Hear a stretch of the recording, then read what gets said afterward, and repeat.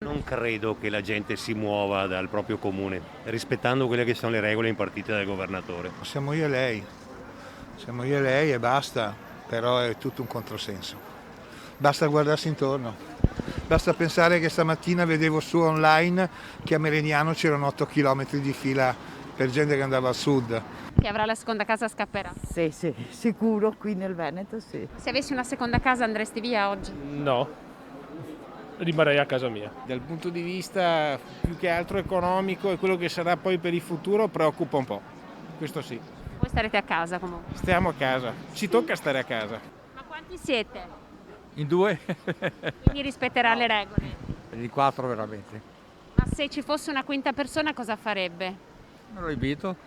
Abbiamo un figlio in Spagna e un altro che vive qui, ma vive per conto suo, quindi sì, insomma, se riusciamo ci troviamo almeno con lui e se no saremo noi. Perché vive in un altro comune? Sì. Adesso siamo venuti a trovare mia mamma e quindi io, mia mamma, la mia compagna e il piccolo che è in arrivo, che è arrivato da pochi mesi. Rispettosi sicuramente. Se ci fosse stato qualche parente in più l'avreste lasciato a casa?